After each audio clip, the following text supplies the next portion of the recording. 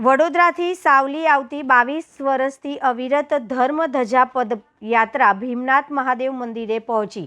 વડોદરાથી સાવલી સુધી પ્રતિવર્ષે અને સતત છેલ્લા 22 વર્ષથી અવિરત રીતે યોજાતી ધર્મધજા યાત્રા આ વર્ષે પણ સાવલી ખાતે આવેલા સુપ્રસિદ્ધ ભીમનાથ મહાદેવ મંદિર પરિસરમાં પહોંચી હતી।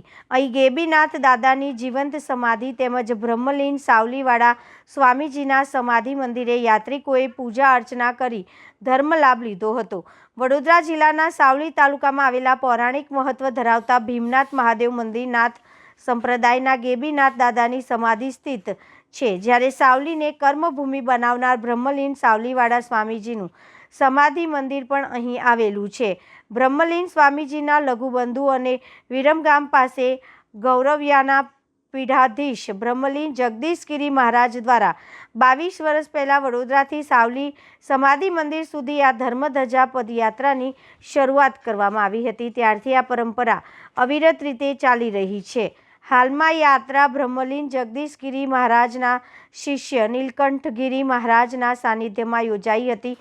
ધર્મધજા પદયાત્રા સંઘ સાવલી ભીમનાથ મહાદેવ મંદિરે પહોંચ્યો હતો અને ત્યારબાદ સમાધિ મંદિરે વિધિવત પૂજા અર્ચના કરી ધાર્મિક શ્રદ્ધા વ્યક્ત કરી હતી।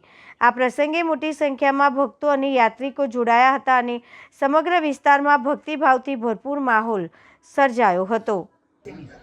सावली वाला स्वामी जी के परम मित्र, जैसा कृष्ण भगवान का मित्र सुदामा हुआ करते थे, जैसा स्वामी जी का मित्र निरंजनी अखाड़ा के सचिव श्री महंत जगदीशगिरी जी महाराज से ये यात्रा शुरुआत हुई और उनकी कहना था कि ये यात्रा जो है धर्म ध्वजा की जो यात्रा है ये रुकना नहीं चाहिए।